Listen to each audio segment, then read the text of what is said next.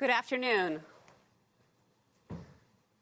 Welcome to the biggest climate session at Davos, Averting a Climate Apocalypse. I'm Rebecca Blumenstein, Deputy Managing Editor of the New York Times. This has already been a momentous day, and this is a very critical discussion to have now. It's been a year of prominent headlines on climate. Our job at the Times is to show it, not just to write it. The Australian fires consumed an area larger than the size of the entire state of West Virginia, and smoke from the fires was seen even in Chile. There's been record heat, droughts, flooding. It has now been officially confirmed that the past decade was the hottest on record. 2020 is an absolutely pivotal year for our world's climate. Some are even calling it the year of truth. 5 years after the Paris Accord, governments need to reset their goals, and businesses are finally and quickly talking about setting goals. We're running out of time to limit warming to 1.5 degrees and to avoid 2 degrees. Scientists say we need to keep warming below 1.5 to avoid the very worst impacts on all of us. And the more we delay, the harder it becomes. We have top voices from across the world to discuss the urgency of the situation and next steps. But we are going to start with some words from Greta Thunberg, who made headlines around the world last year by saying here at Davos that our house is on fire. I am so honored to welcome her to the stage.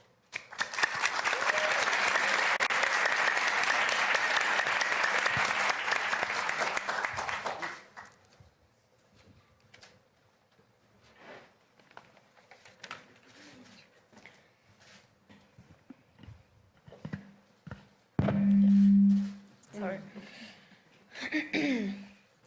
1 year ago, I came to Davos and told you that our house is on fire. I said I wanted you to panic. I've been warned that telling people to panic about the climate crisis is a very dangerous thing to do. But don't worry, it's fine. Trust me, I've done this before, and I can assure you it doesn't lead to anything. And for the record, when we children tell you to panic, we're not telling you to go on like before. We're not telling you to rely on technologies that don't even exist today at scale and that science says perhaps never will. We are not telling you to keep talking about reaching net zero emissions or carbon neutrality by cheating and fiddling around with numbers. We're not telling you to offset your emissions by just paying someone else to plant trees in places like Africa, while at the same time forests like the Amazon are being slaughtered at an infinitely higher rate. Planting trees is good, of course, but it's nowhere near enough of what is needed, and it cannot replace real mitigation and rewilding nature. And let's be clear, we don't need a low-carbon economy. We don't need to lower emissions. Our emissions have to stop if we are to have a chance to stay below the 1.5 degree target. And until we have the technologies that at scale can put our emissions to minus, then we must forget about net zero. We need real zero. Because distant net zero emission targets will mean absolutely nothing if we just continue to ignore the carbon dioxide budget that applies for today, not distant future dates. If high emissions continue like now, even for a few years, that remaining budget will soon be completely used up. The fact that the USA is leaving the Paris Accord seems to outrage and worry everyone, and it should. But the fact that we are all about to fail the commitments you signed up for in the Paris Agreement doesn't seem to bother the people in power even the least. Any plan or policy of yours that doesn't include radical emission cuts at the source starting today is completely insufficient for meeting the 1.5 or well below 2-degree commitments of the Paris Agreement. And again, this is not about right or left. We couldn't care less about your party politics. From a sustainability perspective, the right, the left, as well as the center have all failed. No political ideology or economic structure has been able to tackle the climate and environmental emergency and create a cohesive and sustainable world. Because that world, in case you haven't noticed, is currently on fire. You say children shouldn't worry. You say, just leave this to us. We will fix this. We promise we won't let you down. Don't be so pessimistic. And then, nothing. Silence. Or something worse than silence. Empty words and promises which give the impression that sufficient action is being taken. All the solutions are obviously not available within today's societies, nor do we have the time to wait for new technological solutions to become available to start drastically reducing our emissions. So, of course, the transition isn't going to be easy. It will be hard, and unless we start facing this now, together with all cards on the table, we won't be able to solve this in time. In the days running up to the 50th anniversary of the World Economic Forum, I joined a group of climate activists demanding that you, the world's most powerful and influential business and political leaders, begin to take the action needed. We demand at this year's World Economic Forum participants from all companies, banks, institutions, and governments immediately halt all investments in fossil fuel exploration and extraction, immediately end all fossil fuel subsidies, and immediately and completely divest from fossil fuels. We don't want these things done by 2050, 2030, or even 2021. We want this done now. It may seem like we are asking for a lot, and you will, of course, say that we are naive. But this is just the very minimum amount of effort that is needed to start the rapid sustainable transition. So either you do this, or you're going to have to explain to your children why you are giving up on the 1.5-degree target. Giving up without even trying. Well, I'm here to tell you that, unlike you, my generation will not give up without a fight. The facts are clear, but they are still too uncomfortable for you to address. You just leave it because you think it's too depressing and people will give up. But people will not give up. You are the ones who are giving up. Last week, I met with Polish coal miners who lost their jobs because their mine was closed. And even they had not given up. On the contrary, they seem to understand the fact that we need to change more than you do. I wonder, what will you tell your children was the reason to fail and leave them facing a climate chaos that you knowingly brought upon them? That it seemed so bad for the economy that we decided to resign the idea of securing future living conditions without even trying? Our house is still on fire. Your inaction is fueling the flames by the hour. And we are telling you to act as if you loved your children above all else. Thank you.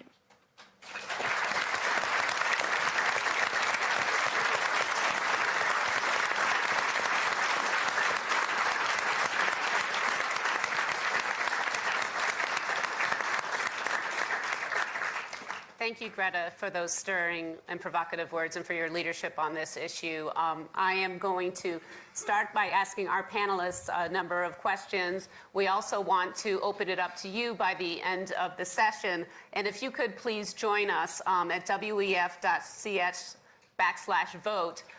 We will also get you registered because we'd like to take a couple polling questions in the middle of the session as well.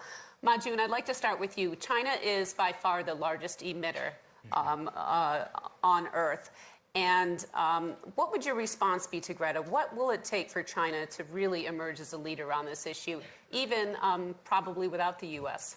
Yeah, I think I greatly salute Greta's efforts because it has helped to vastly increase the public awareness globally.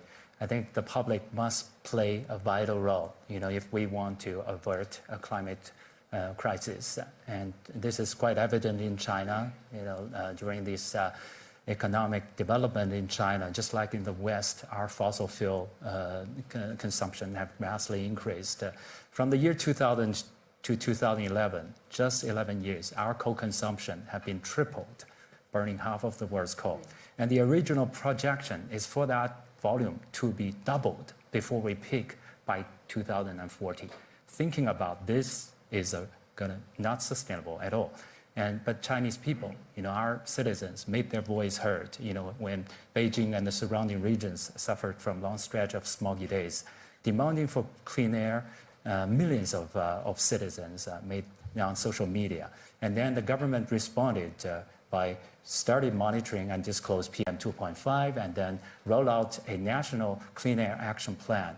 And I'm happy to report, through all this public-private partnership, during the past 7 years, Beijing's PM 2.5, the fine particles concentration, have dropped from 90 micrograms to 42 last year. So more blue skies. And during the process, the toughest issues of coal, China's coal consumption increase have been brought to an abrupt stop. Last 7 years, not much increase at all, stagnated. But that's not enough. Our mission have not been accomplished. We're still burning half of the world's coal, and we need to do more. But now, at this moment, we're facing the economic downturn locally, and globally, we're facing the trade war and also the withdrawal by the U.S. government from the Paris Agreement. All these are not helpful. So we need to find innovative solutions which tap into the market power, which can balance growth and protection. But all this need people to join the efforts. So with that, I truly salute the efforts to raise public awareness. Mm-hmm. Oliver, you had Allianz, one of the world's largest insurers, and in September, along with the United Nations, launched a net zero alliance, which is basically encouraging managers and some of the biggest funds to reduce to be carbon neutral by 2050. And it feels, to Greta's point, why does it take so long? 2050 is 50 years from now. Yeah, it's a very good. It's not 50 years from now, but only 30, thankfully. But it's still too long. So I fully share the outrage. I have a 19-year-old daughter who is asking me the same question every day. We heard part of the answer just now, but I want to be a little bit more optimistic. We have to be between outrage and optimism. I cannot get up every morning and just be outraged. I have to run a large institution. That's the largest institutional investor in Europe, probably. And we have to do something. So we're trying to connect the optimism and the outrage by doing stuff practically. And financial markets have been very weak in supporting, and investors very weak in supporting the transition. So I was personally in Paris 5 years ago, and I have to admit that I think we had much higher ambitions than what has been achieved. But I would like to point out a simple thing. It's the first time that business is leading and governments are behind. In the past, it was always governments demanding business to change business models, and then we had to adapt. Today, unfortunately, I believe that governments are behind the curve. Behind the curve, I can only speak for my home country. We always talk about the plans when we would get out of coal, but we're discussing dates, we're not discussing action. And what we are trying to do is put real action behind it. Now, you can debate the 250, but the reality is we started with $2.4 trillion committed to go net zero. We had nothing before. Probably by the end of the week, we will have more than doubled it. And once we're on the track we can talk about acceleration. But all of this, sorry to say, we need to move from outrage also to science. We need to do practical things to say, how do we actually address it? But I also will say, without proper support of the governments, particularly in the United States, in China and India, which is also planning to massively increase coal emissions, it will be futile. So we're going to do our job. We're going to exert the pressure that we can, and we work every day to make it faster. But there's a limit to what you can do. So just to repeat that, you're trying to get a doubling of the commitments this week at Davos by meeting with various investors. Yeah, and the key constituents group, and you can all help, is the sovereign wealth funds. The most amazing thing I found out over the last year, that we can convince very strong asset owners, CalPERS and others that have led the way in the United States, Pension Denmark and Scandinavia is always with us, our colleagues from AXA and others, we are committed. The most amazing thing is that the sovereign wealth funds, often by countries that have huge carbon issues, have not yet signed up. So we need to make sure, the Norwegians need to sign up, that make all the money with fossil, that we need to get the Japanese involved. By the way, Chinese government institution, their pension money can be invested, so we could mobilize trillions and trillions more into the right direction. And then I'm very happy to talk about acceleration. But first, they need to commit, and then we speed up.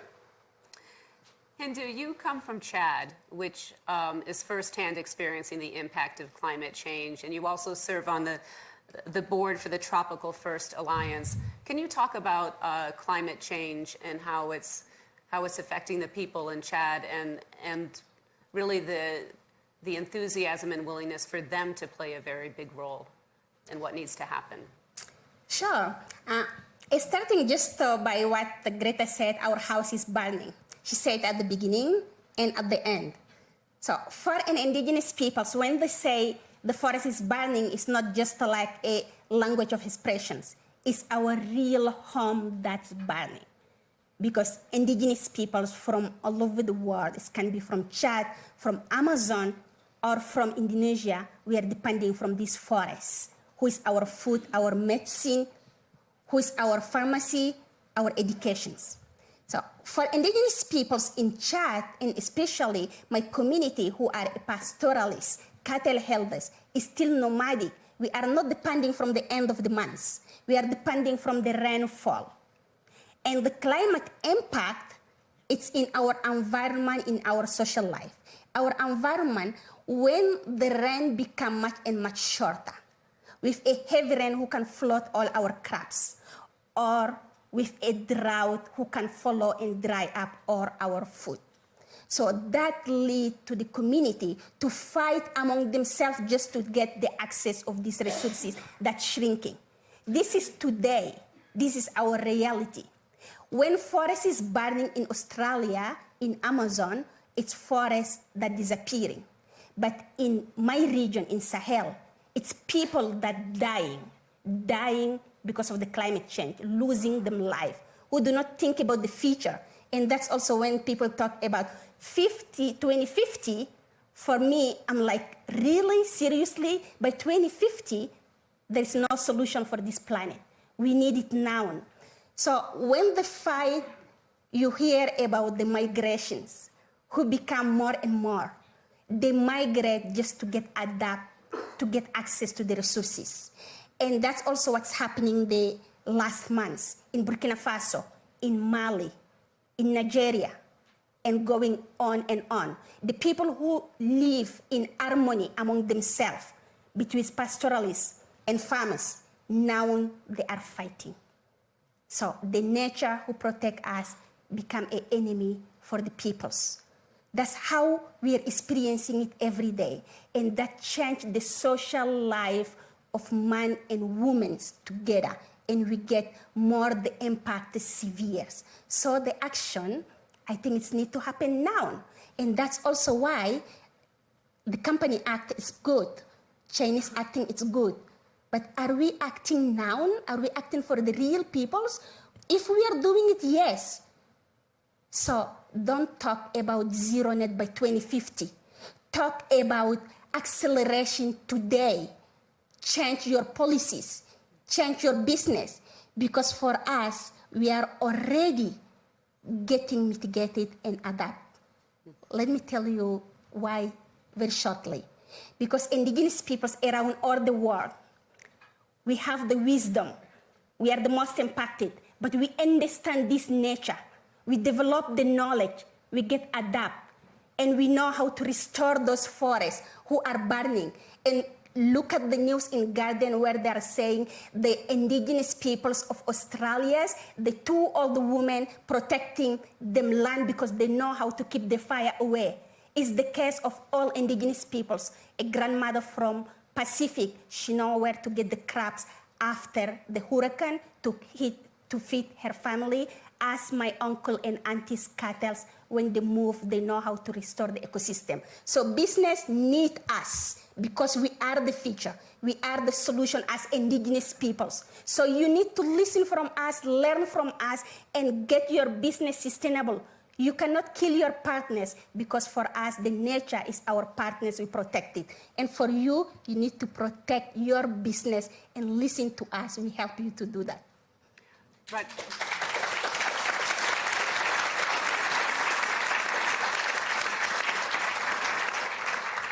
Rajiv, you're the president of the Rockefeller Foundation and also worked in the Obama administration where you were known for working with both Democrats and Republicans. Is there any hope for climate not being a partisan issue? As Greta said, she doesn't really care about politics, but that's usually how it plays out. I think there absolutely is. I'm so glad that Hindu just gave us that passionate description of how climate change affects people and lives today, right now, not in the future, not only in the future. And I think that's perhaps the key to getting out of a political debate about climate change and getting to practical solutions. I've had the experience of walking on farms in Ethiopia with famous climate deniers from the United States Congress. And when they talk to farmers who are growing food to feed their family, barely getting by, and they recall the past famines in Ethiopia and what that was like, and they hear these farmers say, every year it gets hotter, it gets drier, rainfall becomes more erratic, and we face a longer period of food insecurity on a regular and annual basis. You can't argue with that, and that's not about a debate. That's something that is the felt experience of hundreds of millions of people. And in fact, climate change today bears its brunt mostly on the bottom 2 billion people on the planet. And so our commitment to Paris, our commitment to be serious and urgent in taking actions to meet those targets is not just about protecting the future, it is also about protecting today people who rely on climate, environment, and those natural resources to survive and to thrive. At the Rockefeller Foundation, we support 15 million farmers in Africa with improved technology and financing, and we see every day practical solutions that should be free from political debate. We know that it's not future technologies, they're current crops and access to fertilizer and access to services that can help farmers move their communities out of food insecurity. We just, a few months ago, launched $1 billion joint venture with Tata Power in India to bring renewable solar microgrid energy to communities that, frankly, the government says they're connected to electricity, but they're not. They get a few hours a day, and they can't grow their communities that way. We now, with solar technology and improved battery and storage solutions, can provide power at a lower cost, fully loaded, than any coal plant connected to a grid, connected to extension into those rural communities. It's a fallacy to believe that solving climate change has to trade off with the living standards and improved living aspirations of the world's 2 billion poorest people. And I think in that space, we ought to be able to find really practical bipartisan solutions that can solve both challenges, climate and poverty. But can I challenge that a bit? I know backstage we were talking, is it a fallacy to expect that people who don't have electricity yet are going to be able to not rely on fossil fuels? Is there like a little bit of a reality check that we need in terms of how we help those people? Yeah, I think those who have must carry their responsibility to those who have not. taking China as example, you put it quite correct that we're by far the largest emitter in the world. This is a result of China being the factory of the world. Increasingly, we're manufacturing to meet our rising demand, but in the meantime, we're still manufacturing for many parts of the world. And all those exports carries a lot of embedded carbon and pollution. And 2007, we launched the Green Choice Initiative when we map out the factories' performance in China and found many of them are major suppliers to those global brands' day-to-day consumption. And during the past 10 years, many of them started responding, and they started motivating thousands upon thousands to change behavior. Having said that, there are many businesses which are not doing that. We're tracking 439 brands, and among them, 300 are not really want to even take a look at those violation records. We have 1.6 million records of violations compiled in our database. But if they compare the list, they can easily identify the problem. But many brands many businesses would not take a look at that. And more recently, the green finance policy in China have enabled, we respond to that and develop a dynamic environmental credit rating system. And 6 million factories can give dynamic ratings. And there are so many who claim that they want to go ESG investment. Many are making heavy investment in China. We checked some of the portfolio. They're not all clean. There are all this data available. I mean, are you really doing that? I mean, are all this So ESG there's a press investors? release saying they're ESG Yes, and they're doing something completely different. Many of them are not factoring in the so-called Scope 3 carbon emission, meaning the supply chain. Supply chain usually account for 60, 70, sometimes 80% of the total carbon emission. If we don't integrate that into the action, if we don't distribute that to factory of the world like China, and of course now to many other developing countries, then Paris Agreement, we won't be able to achieve that. So just keeping your global headquarters eco-friendly does not do it. Changing the light bulb or reduce some business traveling, that's not enough, because by far the largest emission is during the manufacturing process, and those dirty work, those heavy duties still being carried by China now, and some other countries going to take it over. But this time we want to stop the migration of all this pollution.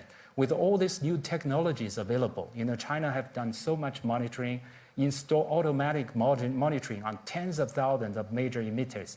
Now every hour, if you check our mobile app called the Blue Map, you can pull out thousands upon thousands of major factories' hourly disclosure data.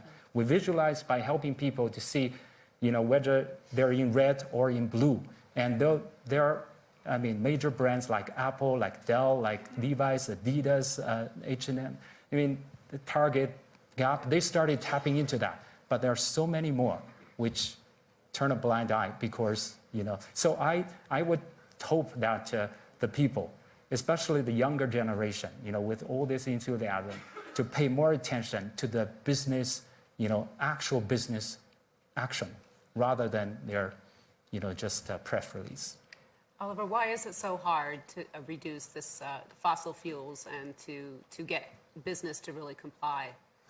We've just heard it. We have competing objectives, right? People want to have livelihoods. They want to grow. They come from very low living standards. And while we see that in Chad and other peoples of India, people says, I want electricity and I don't care whether it's coming from coal. And the pressures, but there's all excuses. I want to pick up on what we've just heard. The financial markets have to play a much bigger role, particularly banks also, in lending and others, not to give money to supply chains that do not listen. So what we really need is transparency, who's doing the right thing, rather than greenwashing. And it's very important that policymakers now make a decision that says, we want to understand what happens in your value chain in business. We are doing it individually. We're doing it with the Asset Owner Alliance. We're asking the businesses, but it's this 10 out of hundreds of trillions. So we need to make this change at scale. So I wish we get the support, not just this week, but others, to really increase it by 50-fold and not take 30 years to do it, but over the next 2 years. Because if there's no funding for the supply chains, there is no business model that can continue to pollute the world. Should companies be required to disclose their carbon emissions? They're not now. Absolutely. Absolutely. But we have many other things. For example, in Germany, we're taxing energy consumption. We're not taxing carbon footprint. So there's zero incentive to move out of fossils. So pretty please, for all the warriors, let's do some practical things that we can do. And even if reforestation was just criticized, in many, many countries, we are giving tax incentives for exactly the wrong type of forest to be built, not the ones that are sustainable for drought or for fire and others. We're actually fast-growing growth. So there's so many things that we can do tomorrow, but it has to be done. Hindu, President Trump just announced a pledge to build 1 trillion trees, I believe, in a reforestation initiative. Is that going to help? And could you talk about broadly the role that nature, that the natural world can play in reducing climate? Okay, well, I will come back to this one. Okay. But just I want to react in, we are having two separate words here. When we talk about people want the electricity, I'm like, seriously? People who didn't get food for themselves, who can eat 3 meals a day, are they going to think about having electricity that's going to add the bill for themselves? So I think we need to talk about this inequality between what is technology, what is development, what is the need of the peoples, before to talk about how we can tackle climate change on energy or not. So developed countries need to shift and right now from the dirty energy, from coal or whatever, to the clean energy, but not for developing countries, because developing countries have the priority to eat first and then focus to the energy. Coming back to your questions. 3 trillion trees. When we talk about trees, I think most of the bigger power think planting a tree is the solution to the climate change. That's it. But planting trees, yes, we need to plant them. But how about keeping those who exist, the ecosystem who exists already? How about restore it? How about protect it? We can't give the excuse by planting 3 trillion trees and cutting those who can make a paper, who can make whatever that they want and make more money to them. That's the questions. So planting the trees is a second phase of the business. And we know how to do this restoration. Indigenous peoples in Amazon, when you go to them land, is the most diverse ecosystem. It's better than a national park because the government can't protect the national park from the fire or from the deforestation or from the illegal mining. But indigenous peoples can protect them land. That's why the ecosystem is more diverse there. It's the same in the Congo Basin because Chad, of course, is desert country, but it's part also of the Congo Basin. That's how we are protecting it. So we have the knowledge to do it. Let me give you one example on how we are restoring it. Like my grandmother is the best technology ever. Because she can predict the weather without having a cell phone or internet. She can predict the weather by observing the wind direction, by observing the birds' migration, by observing the tree flowers. She can tell her peoples from where they have to go to get water and pastures. So this technology to restoring her ecosystem can protect her peoples. And that's how we are getting protect. Even we are the most impacted, but we is still in our feet. And we are going to be in our feet for far. So let us restore this ecosystem and join all together, yes, to plant the trees after. Let me give you another example on trees. Quickly. Just a very short. Okay. The green word in Sahel, we say Sahel is a big land of desertification. But if community come together and each one of them take the responsibility of restoring his own land, that's the best way of planting trees. But not throwing millions of them, but giving the people's responsibility to make them themselves because they know it is them survival. So how I'm seeing this tree planting can be successful.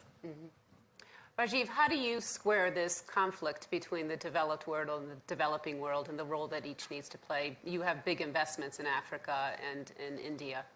Well, and when I was in the Obama administration, was part of both the Paris Agreement and also the Sustainable Development Goals, saying that we can achieve zero poverty by 2030. And both are in fact achievable, and both can happen together. And it's not that difficult to figure out how. First, the 20 largest countries in terms of emissions are absolutely where efforts to get to zero emissions should start. And that is hard to imagine that being successful without government policy participation from China, the United States, and India. And right now, I'd say all three are going the wrong way.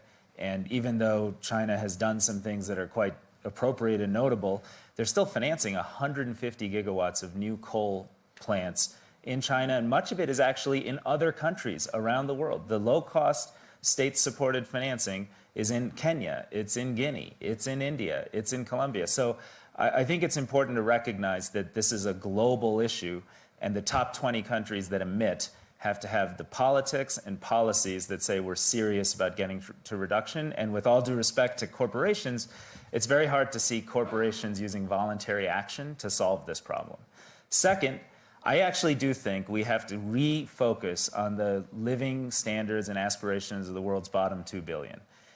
And it is possible now to provide renewable-based energy to meet the growth needs of that population.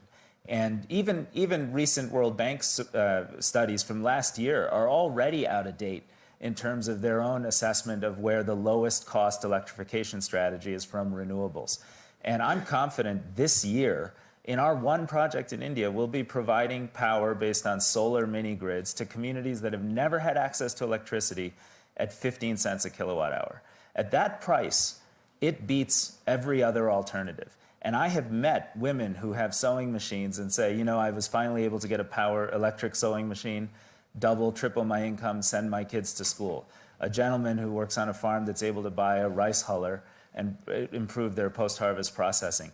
Those are the kinds of things that will create employment, growth, and opportunity for the world's bottom 2 billion. And if we do not take their aspirations seriously as part of this effort, we're failing the other big challenge of our moment, which is the deep inequality that threatens the politics, that threatens us from being able to do things on climate that matter. And finally, I would just say, I do think there's a tremendous amount of space to move from divestment to investment. Rockefeller and a bunch of other foundations have moved away from fossil fuels in their direct investments. But even more important than that, having incentives to create investments so we have the trillions of dollars to create the technologies and the solutions that are necessary. It's not the only solution, but it has to be part of the picture, and we're proud to be associated with a number of those enterprises. I want to ask all of you some of your opinions. We're going to cue to a question over who has the biggest responsibility for reducing emissions? Is it government? Is it the business community? Or citizens? If you could enter your responses. We're not seeing much for citizens here, which is interesting. Okay. That's fascinating. And if we could... So government seems to be in the pole position here, as many on the panel have said, of needing to play a bigger leadership role. Can we cue to one more question? How concerned are you that 2020 will pass and we haven't made the progress that we need? Somewhat concerned? Alarmed? Status quo is fine? Not at all concerned? Wow. Okay. Well, Greta, you are getting through, that's for sure. We have a lot of questions that have come in, and our time is rapidly disappearing here. So Oliver, there's an interesting question about nuclear power here, and I think to all the panelists, Germany took a step back in nuclear power, obviously with the Fukushima accident. What role does nuclear power play moving forward in terms of reducing climate warming? I'm not an expert on technology, so to say that up front. And unfortunately, a lot of these things are discussed without facts. So, by the way, one of the things that we're doing with Net Zero is to have what we call the science-based target initiatives driven by the United Nations. So we need the facts. There are many ways to bring nuclear into the picture with more modern technology. So we wouldn't exclude that. I would like to pick up one point that he has. The commercialization of new sources, sustainable sources of energy has happened much faster than we could all imagine. So not just divestment of fossil fuel, new fossil fuel, but putting a lot more assets behind new technologies and their scaling. Unfortunately, we have many of these examples, but we're not scaling fast enough. So where are the proper incentives? How do we scale that? So what I'm trying to pick up from Greta is, it is taking too long because we're having too many anecdotes, too many nice stories, and too little systematic planning and execution. We need to move from words to action. Majun, is there any way, I mean, the government of China obviously is very powerful. Your approach is to activate the private sector largely. Is that letting the government off the hook? Yeah, the government must play its role for sure. You know, the whole reason that we as an NGO can compile so much data is because the Chinese government, in response to the public demand for data, you know, started rolling out all this monitoring and data disclosure. And we also changed the legislation, making our supervision much tougher. So. But I do think that, contrary to what many people would think, you know, in China, if the government try to do something, it can do something. You know, there's also limit there. So the government also need people. You know, need the public need to send the clear message, and also the government also need the business to join their efforts, especially now. And now there's such a vast development of IT technology. I would definitely agree with Oliver. You know, I just recently met with our solar panel manufacturer. You know, during the past 10 years, there's a 90% drop of the cost, and they said they're on their way for another 90% drop. And we have the first solar panel, power plant, which can generate power electricity cheaper than the coal power plant. So I think all these are major opportunities, but we need motivation. We need incentive for this to be tapped. You know, all this technology is available. Nuclear, pushing the whole cost to the future generations, with all this spent fuel, disposal. So I do think that now, if we all, share this view that the house is, our house is burning, our whole planet home is in danger, then we need to, come together to make our voice heard, to motivate, as citizens, as consumers, you can do so much, because the whole business would respond to that if you choose that you care. Changing your day-to-day behavior is important. But if we can play our role more smartly, tapping into all this new... Making the data more transparent. No technology, then we can scale up our efforts and achieve our target in a practical and much sooner way.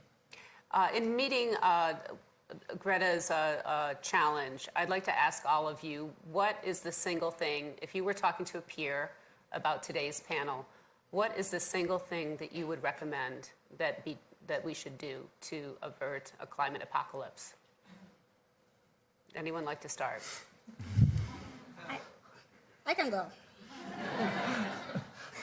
I think the single thing that I want, the emergency is now. It's not tomorrow. So the action needs to be now. Because what are we waiting for? Forest burning, food becoming difficult, but people dying.